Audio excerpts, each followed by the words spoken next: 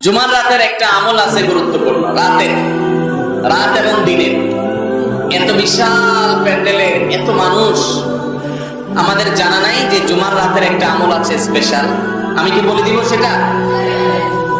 আমি বলতে পারি একটা এগ্রিমেন্ট, একটা চুক্তির ভিত্তিতে। চুক্তি হলো প্রত্যেক বৃহস্পতিবার সন্ধ্যার পর থেকে নিয়ে এই আমলটা করবেন। খুব সহজ আমল, শুধু 2 ঠোঁট ব্যবহার করলেই হবে এবং মুখস্থ, আপনারা সবাই জানেন, নতুন কিছু না। করবেন তো ইনশাআল্লাহ? হ্যাঁ, আমার আমলের অভ্যাস গড়ে তুলতে হয়, সারা জীবন একভাবে চলতে হয় না।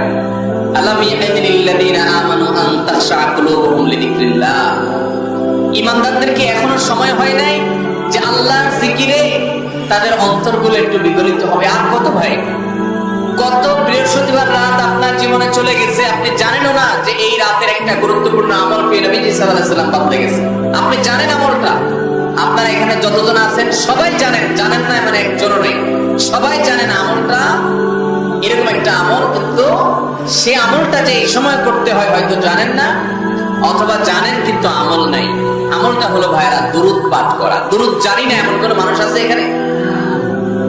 নবী করিম সাল্লাল্লাহু আলাইহি ওয়াসাল্লাম জুমার রাত যখন শুরু হয়, অর্থাৎ বৃহস্পতিবার সন্ধ্যার পর থেকে নিয়ে শুক্রবার সন্ধ্যার আগ পর্যন্ত এই 24 ঘন্টা সময় দুরূদ পাঠের জন্য নির্দেশ করেছেন এবং বলেছেন, কারণ সালাতুকুম মারুদাতুন আলাইয়া, তোমরা যে দুরূদ পড়ো আল্লাহর ফেরেশতারা সেটা আমার সামনে পেশ করে এবং বলে অমুক জায়গা থেকে আপনি সুবর্ণচর থেকে করছেন, তো আল্লাহর ফেরেশতা বলবে যে হে আল্লাহর রাসূল, সুবর্ণচর থেকে বাংলাদেশের ওই থানার ওই উপজেলার ওই গ্রাম থেকে অমুকের ছেলে অমুক আপনার প্রতি দুরূদ প্রেরণ করেছে।